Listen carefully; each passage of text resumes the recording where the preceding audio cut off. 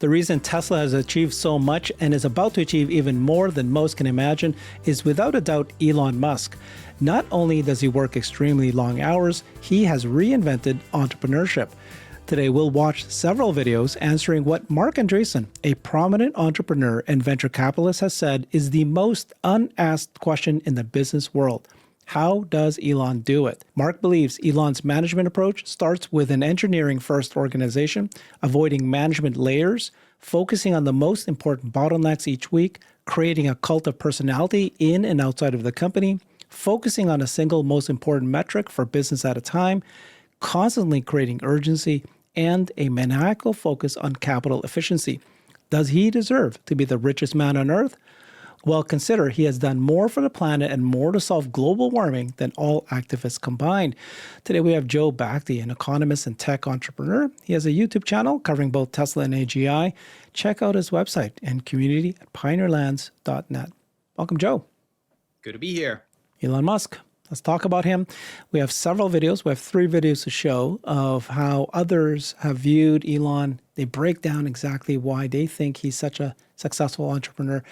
I would go out and say personally that I think that Elon is the best business person in history, in the world, better than Steve Jobs, my prior, person that I admired so much in terms of business and products.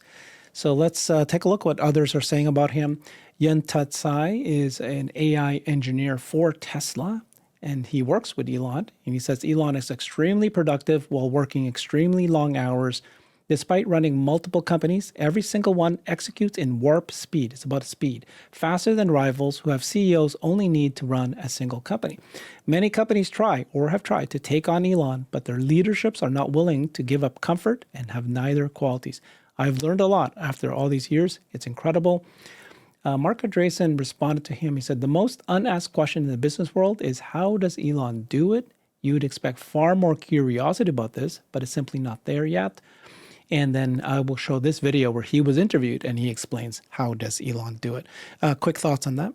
Yeah, it's an interesting topic for me. Very interesting, very personal. Because since 2000, I'm basically asking this question without knowing Elon. Because I realized kind of early on, everything would be possible if people would just do the right thing. And often it's not even that hard to figure out what should be done, but too few people ask that question. What should we actually do? Where's the value opportunities? And then even fewer people ask that question that Marc Andreessen focused on, which is very smart of him to do. Why does no one ask these questions? Because now we have Elon Musk. Now, even Steve Jobs, right? We had people who did great things in a very pioneering way. So it wasn't random. Steve Jobs had a very specific vision and explained that and said, we need to get there. Elon, even more extreme, does that. So the big question is, why do we not study that all day long and create pioneer academies to actually train people to do the same thing? Why don't we become real engineers here about society and economics and study that very in depth and answer these questions and then convert it into training? That's why I think it's so important, and that's why I think Elon is so transformational. It's not just the companies, it's also the fact that we have someone now who can sit there and say we need to go to Mars and then actually systematically take the right steps and execute each step to actually get there. Same with abundance, sustainable abundance, and Tesla. And so I think it's literally the most important thing in the history of humanity to study that and convert it into a training system. Yeah.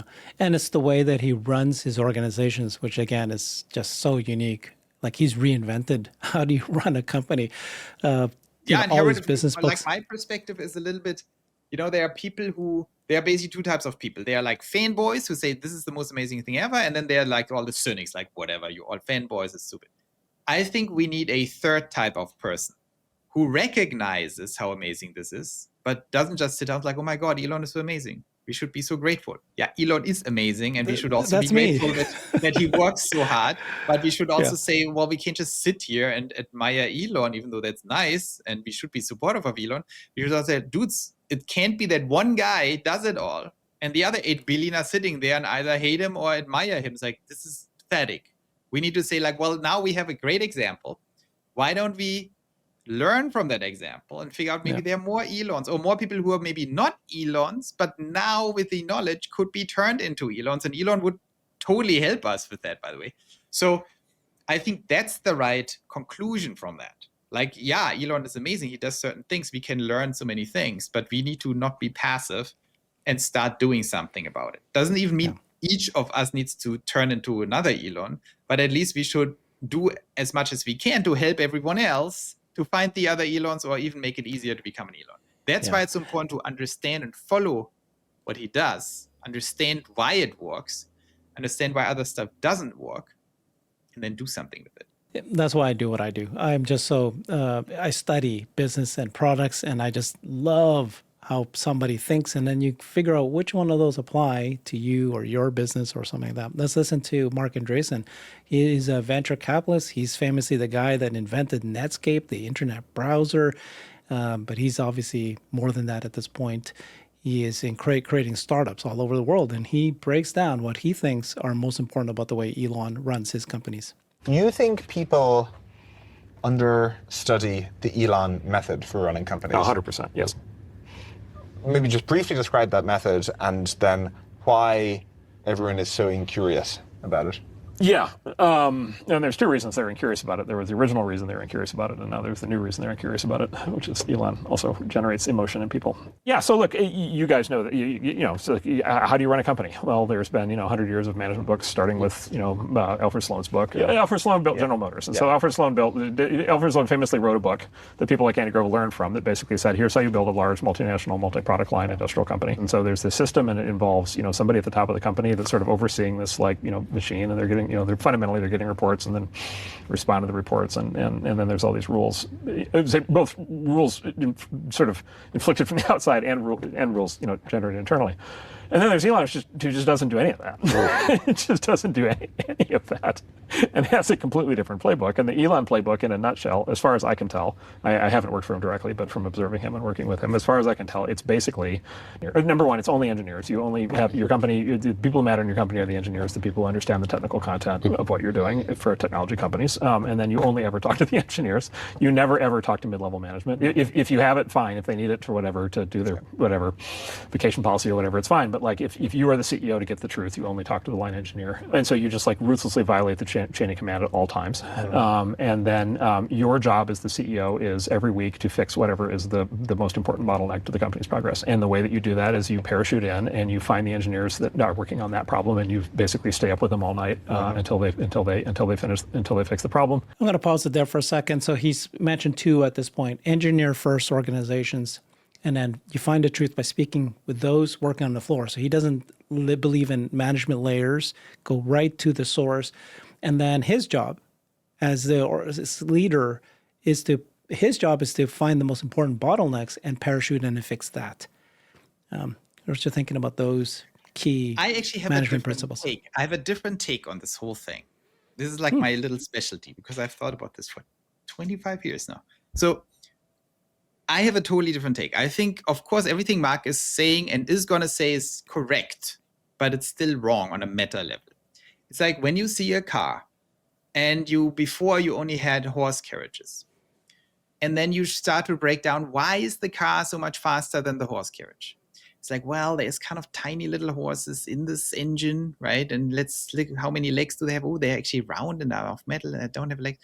Oh, this is a here and there. You know what I mean? Like you start basically using the horse carriage observation to try to explain the car, but it's just not a horse carriage.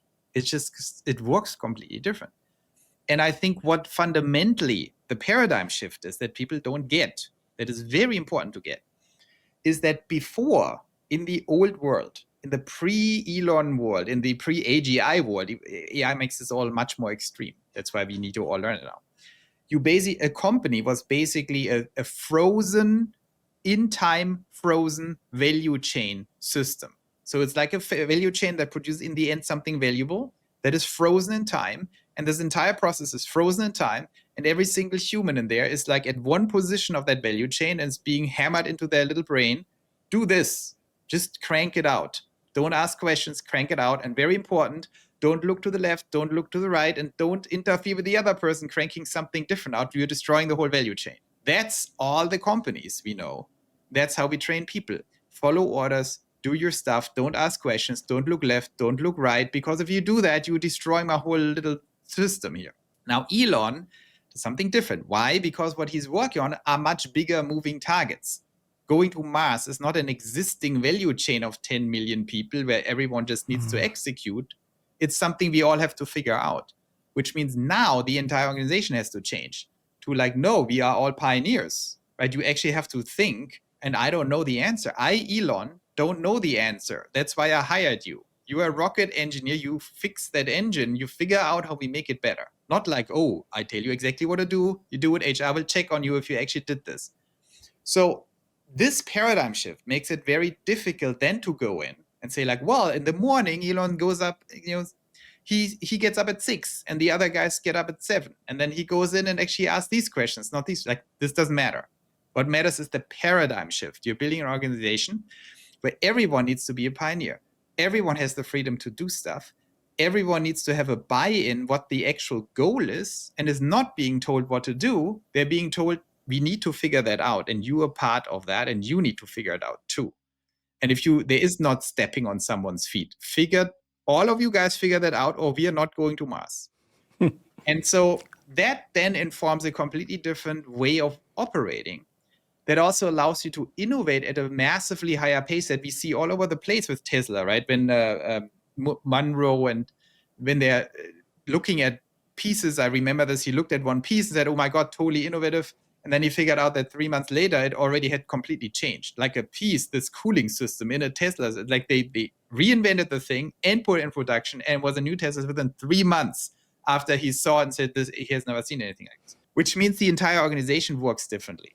It is not a frozen in time value chain with little specialists repeatedly doing the same thing. It is everyone innovating so they can actually build new things, and things meaning new value chains, economic value systems. And that goes all the way into Tesla building their own, enterprise resource management systems and things like that, right? They don't want off-the-shelf software. Everything needs to be in-house. Everything needs to be a living organism. So all pieces at the same time can be continuously improved by all people. And that's also a very important distinction. It's not Elon sitting there and being a total genius and running and engineering every piece of the company. Elon's genius is that he turned the entire organization into a mega Elon that consists of all little Elons that actually work inside that thing. And then if you go in there with these analytical thing like Mark and Dries, like how are they different from Volkswagen or something? It's like, okay, there's no end inside. Like where do you, like this doesn't make sense to analyze like that.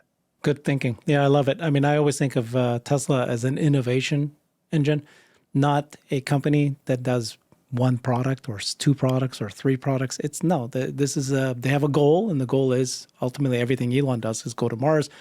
But this one goal, this major goal, and then whatever it takes. I think Elon even said at the earnings call, didn't he? He said that we had 0 core competencies when we started. So somebody asked them, right? One of the analysts said, how do you decide what next business to start? Which core competencies do you guys have?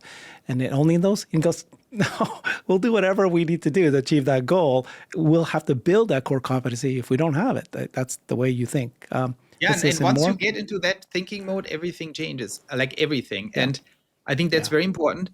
And I think Elon's core ability, that's the most overlooked core capabilities, like somehow, and that's what I couldn't figure out until now for myself, how do you find people who can work in organizations like that? Not just work, but are effective little pioneers. Like how do you find the people who come to this company and say, that's exactly what I want, and then start doing that? Because at that point you win, of course. Then you just have to... I just saw a post of Elon and talking to somebody about how agency is more important than intelligence. And agency, and he explained, there's a definition of agency. Agency means that whether you're a person or an LLM, it's you having this sense of wanting to just be, you want to do something, you'll do it because you know you need to do something. Like I can't explain it, but you will. And that's exactly what I just explained to a team member, because we are recruiting, we are hiring more people who I want to be pioneers because I'm traumatized from my previous company where I hired people and they always ask, oh, what does Joe want? And now I'm saying, if anyone ever asks this question, I'm going to fire you. So you can't ask what I want. Like, no one cares what I want. I want to win, and I don't care how. And you better be You part have of to. the solution, not ask me what I want. And you know what? The thing is, that's why I call them pioneers. It's like, imagine you're sitting in some nice place that is, let's say in Lapland, in Finland, because it's getting very cold there. And you're sitting there, you have a nice time in August, and you're 10 people. And you know winter is coming, but you don't have anything. Okay, at some point it's like, dudes, we need to like start preparing, otherwise it's going to end very badly. Okay, then you have 10 people. So what kind of 10 people do you want? You want to say, you build the house, you figure out how we get wood, right? And you get food and freeze it or something. And what you want is people say, yeah, I get it. We better build a house. So let me build a house. What you don't want is like, okay, that's great. So Joe, how do you want me to build the house? Like, I don't care. Should I build first the door? And you say like, yeah, build the door. It's like, oh, but should I build first the frame? Or like, what do you want me to do? It's like, are you stupid? Yeah, we micromanagement. House. Yeah. I don't care. They force you to become a micromanager and you can't go there. You have to say, no, dude, like build the house and don't ask questions. Okay, let's listen in some more. We've got several more videos to watch. That was great. If there's no current major bottleneck, you spend your time instead doing engineering reviews, specifically engineering reviews, not product reviews, engineering reviews. And you get all the engineers together and you have them each present what they're doing for 5 minutes. And the result of that is you know every single engineer in the company, you know exactly what they're working on. If somebody's not good, you fire them on the spot. You know, if somebody's great, you go all out to get them. Well, what's the inverse of that? Because for 10 years after sort of Steve Jobs, we had people doing sort of mimetic bad version, wearing turtlenecks, trying to sort of pick the social style. Yeah. Exactly. I was trying to say that more diplomatically, but yes, being an asshole. Like, the people were being, not Steve. They were being. That was the misinterpretation. Yeah. What is the danger for entrepreneurs of sort of, what's the bad version of copying you on? Oh, the bad version is, this is the critique. Actually, my partner Ben levies this critique. He's like, Mark, the thing you don't get is as follows, which is that assumes you have somebody like Elon who can hold the entirety of every engineering topic and every business topic in their head all at the same time. And so when you're sitting there with the 23-year-old engineer and you're working with them to redesign the database architecture or whatever, you actually are like qualified to do that. And that you're qualified to do that not just that one time, but every time. And so, and then again, this goes right back to the last topic we just talked about, which is like, okay, how many of those people exist who can possibly do that? And we know the answer is 1. I believe the answer is 10 or 100 or 1,000. I don't know if it's 1,000,000. I tend to think we have more of those people than we think we do. I see a lot of fears. It's going to be a cult of personality, and it's going to be a cult of personality not just inside the company but outside the company. And we're not going to, we're not going to spend any money on marketing. We're not going to put any time in IR. What we're going to do is we're going to put on the show of all time, and the company and the stock, and the books and the videos and the products and the jobs are all a function of the cult of personality. Okay, so this is the list of the 4 points that Mark Andreessen talked about. And then John Carlson comes in and he adds 3 more. Do you have comments on the last 3 points that he just made? But he made a good point, which is you want to copy Elon. They seem a little arbitrary, like they're all correct. But what about all the other points that are correct? So I don't see them as the key insight. These are not the first principle. The first principle is the whole organization is built in a completely different way as an innovation machine, where everyone has to become some sort of pioneer. And if you don't, you get kicked out. An agency, of course, that's exactly the key. You need agency, not just intelligence, because intelligence, if it's passive, it's useless. You need people. Everyone in the organization needs to own a much larger share of the organization than in another organization. If you're doing rocket engines at SpaceX, you need to understand the job is to get to Mars here. That's part of my job. I need to figure it out. Within that job, I need to do the engine. Within the engine, I do this, but I keep an eye on everything. Everyone needs to be like that. And then Elon can come in and accelerate everything by holding this whole thing in his head. But if that's not the case, Elon would be toast. So his skill is, how did he build an organization like that with that mindset and with these people? And I think that's the biggest secret. The next 3 points that actually John Carlson, who's the founder of Stripe, who's doing the interview, he adds here. We'll watch that video. Actually, I think the ones that you heard Mark say are, like you said, much more tactical. These next three, I think, is more of what you're talking about. Let's see. I think this is the most important thing. So Elon picks a single most important target metric for business at a time. So for SpaceX, it's dollar per kilo to orbit. And then that gives anybody at anywhere in the company to use that as their metric. Dollar per kilo per orbit, does this help that metric? And then whatever it is you're doing, you work on that. Create a sense of urgency. Like, when do I expect you to get something done? Faster is better because that lets you fail and lets you beat your competitors or lets you achieve your goal faster. And then the focus on capital efficiency. We know Elon is so critical. He doesn't want you to just overspend. Well, He's very careful about that. It's a little better than Mark, but I still would push back because here's the thing. Before Elon, when I thought about all that stuff before Elon, what was my go-to example when I didn't have Elon? And my example was a very different one. I hope it's not getting too dark when I start talking about this, but think about the war, the Second World War. Think both about the Germans and the Manhattan Project and what they did. The Germans invented rockets in no time. They invented jet engines in literally in 2 years from concept to deployment of a fighter jet. Then they went to space, and no one has ever done, like, they built rockets. The Americans built a nuclear weapon, an atomic bomb, in 2 years from scratch without knowing anything. Like, they didn't have anything. Of course, they invented the whole thing, right? Based on a theory by Einstein. How is this even possible?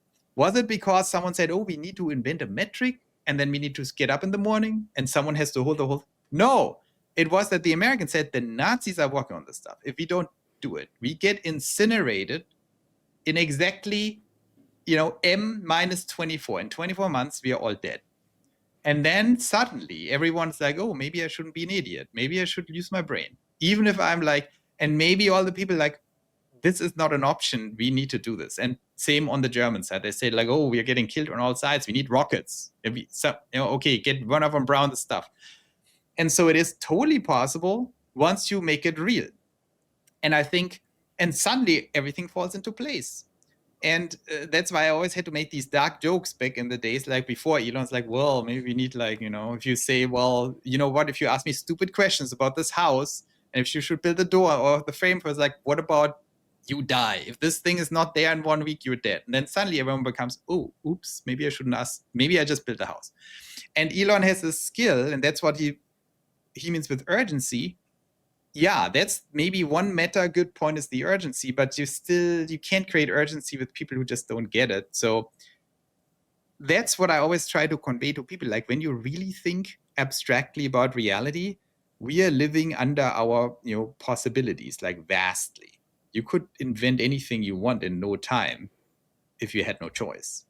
And so the art of someone like Elon is, how does he create an environment where you feel you don't have a choice? And maybe even positively, you don't want to have a choice. You want to win. You want to make this happen with extreme urgency. But it's not just Elon having the urgency that doesn't help. I can tell you that from my own experience. It does not help if you have the urgency. How do you instill the urgency in everyone in an inevitable way? That's Elon's main secret, right? Huge mission, and then articulating well, and then really pushing hard for urgencies, giving deadlines.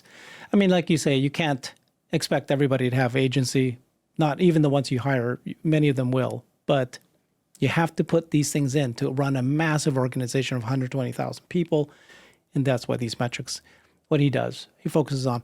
So he also hires people, of course. This is the tweet that Elon hired Ashok to find the right people, right? Ashok is the leader of Autopilot. He was the first person. So in November 2015, Elon said, ramping up the Autopilot software team at Tesla to achieve generalized full autonomy. If interested, contact us. That's who Ashok Goswami, first person he hired. A tweet post is how I initiated the dozen or so startups that constitute Tesla. Tesla's made very few acquisitions. Our growth is 90% organic. We didn't play to our core strengths. We created core strengths for nothing. He's just reminding everybody the question that was asked at the earnings call. We don't have core strengths. We need to start from fresh. You have to hire the right people. And he goes out and he asks the right question. That's how we got Ashok Goswami to join him. Elon has done more for the planet and decarbonizing it than all the activists and Greta Thunbergs around. He's very critical. Let's watch what he says here. Did more for this planet and decarbonizing it than all of the activists and the Greta Thunbergs combined. Those crazy people who are, splashing paint on paintings, they make people, want to go buy a big rig. They don't do anything useful.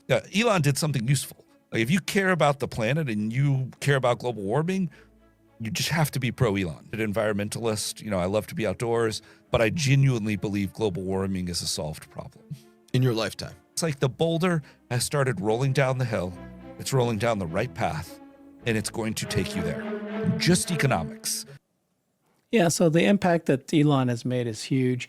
Obviously, he has detractors and people who don't like him.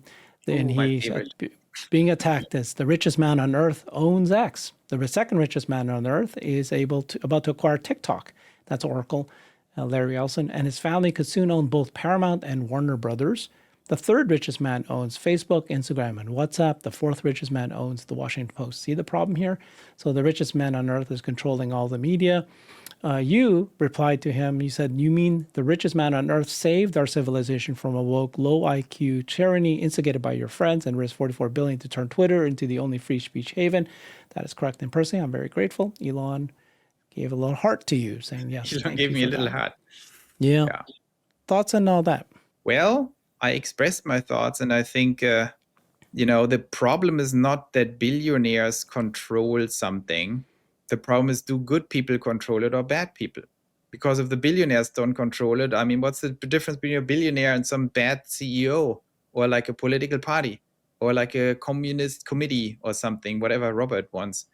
In the end, we need good people to do good things. And if these good people have more power, that's good, especially in times of struggle.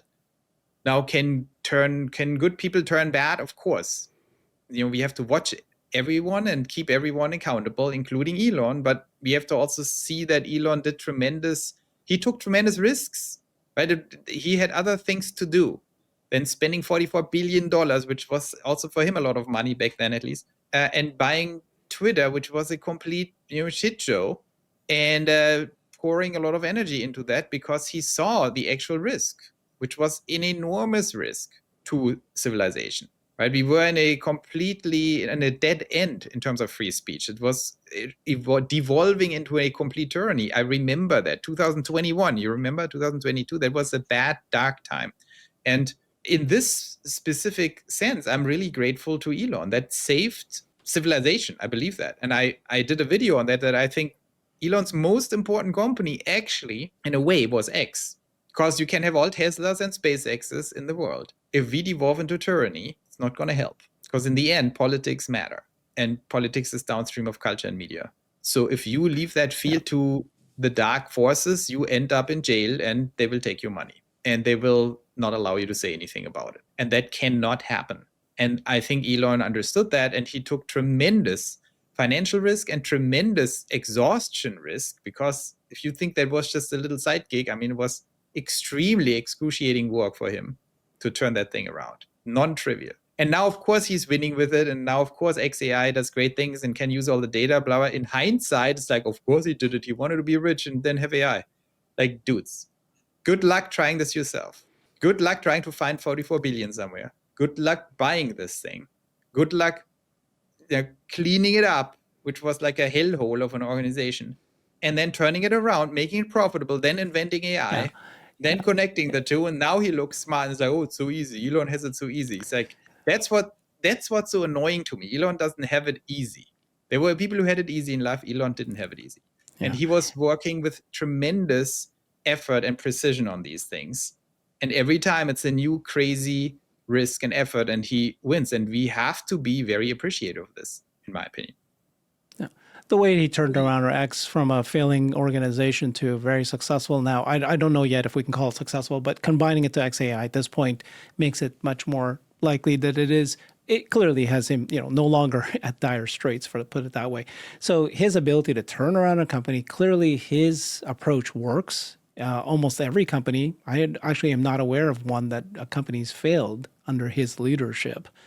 And they've only, even if they do, that's part of the process, right? Not everything will succeed, but his formula, and maybe it's not a formula as you've been saying all this time here, his approach is working. It works really, really well. So I don't know how the people who doubt Elon, his management capability, his thinking approach, it was a lot for many of us to learn, as you were saying at the beginning. So, and to this point, maybe to wrap this up, because it's so important and interesting, I don't think it's just an approach. I don't think it's just a management theory.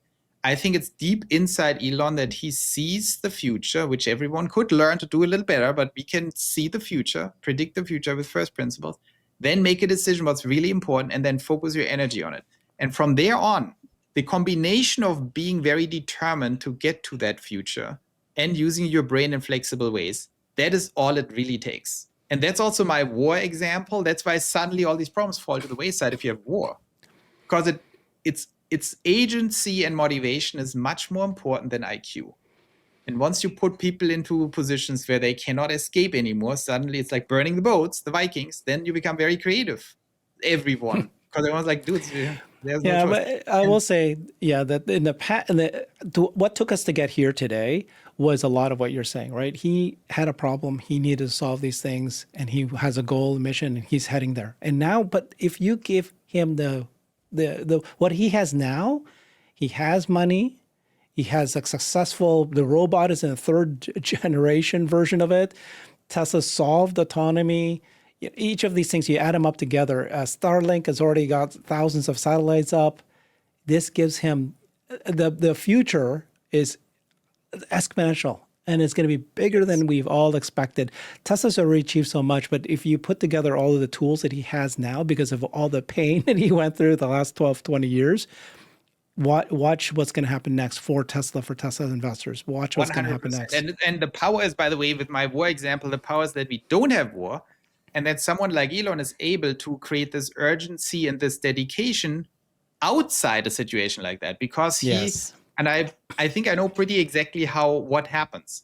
If you have great fantasy and imagination and very good logic, then you can see the future in such a clear way that it becomes reality in your mind. And if you see reality in total clarity that is vastly better or superior to the current reality, it creates incredible urgency, because you think like, what the hell are we doing? Like, look at this, look. And then no one sees it, of course. But you see, it's like, are we stupid? What are we doing all day long? Right. And I think that is Elon's trick, and that's why it will never end. He can keep doing this. And he does it now with Optimus, and he will do it with more stuff very soon. And that's very powerful. And we need to have more people like that, because it's not even like, well, it's good to be smart because it helps in a lot of things, but it's about imagination and training this and having the confidence to actually project the future and then being firm on it and being right on it. And then you have solved 90% of the problem. Then it follows very hard work and all this difficult stuff. But now you have a reason, because you see something. Right. To bring it to a firm example, it's about autonomy and robotaxis. I don't know how many people I talk to, and they're so upset with robotaxi or the path to autonomy, and they're okay with 44,000 people dying each year in the United States and 2 million being critically injured each year in the United States. Like, they've accepted that us driving cars is great, because they just are okay with that, right? 250 people dying every single day because of a car accident in the U.S. Now go do that globally. They're okay with that. Yeah, And because they think it's just what it is. They're not using their imagination. Like, do you know what people will think in the future? You slaughtered, brutally slaughtered 44,000. You're okay with that? And also, you can take it to the next level when it comes to sustainable abundance. Like, I was always, irritated by this for some reason. People thought I'm crazy. How can we have all of humanity, including the Western world, like, go to terrible jobs every day, physically exhausting, stupid jobs, or even worse, mentally exhausting, stupid jobs? I mean, have you ever worked at HR or something? It's like this, you cannot do this to humans. Yeah. But we do it to all humans all the time right now. And we're okay with it. This is not sustainable. And no one sees like, wow, it's a job. It's like, this is absurd. This is a perversion of the human spirit. Humans should imagine the future and build it and be excited about it, not go to some terrible gray little office and hack something in the computer and then get scolded by some stupid boss and then get 2 cents per hour, whatever people get. And it's horrible. And I think the future is very different and the future is here. And that's why I'm very excited about it. That's why we do Pioneer Lands. That's why I think Elon is so important, because he lives that future already for 10 years or whatever, like whenever you want to put this stick in the ground, or whenever in 2002 when he started this. And I think that's why it's so important, because he makes it real. Yeah, his famous term is the future should look like the future. That's great. Wow, that was good. Great conversation. We wrapped it up quite nicely, I think, there. But you can't, just Tesla, Elon is important for all sorts of things for the world.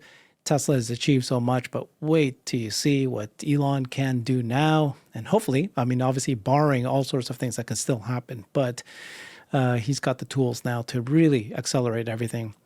Thank you so much, Joe. I know you live in the future. You have your website, pioneerlands.net. You talk about that a lot. You guys examine it. You're using first principles. Check them out there and see what they're up to. Thanks, everybody. Bye. Thank you. I've created a website that is the most comprehensive resource for the Tesla investor. Please check it out. Simply go to my website at herbertong.com.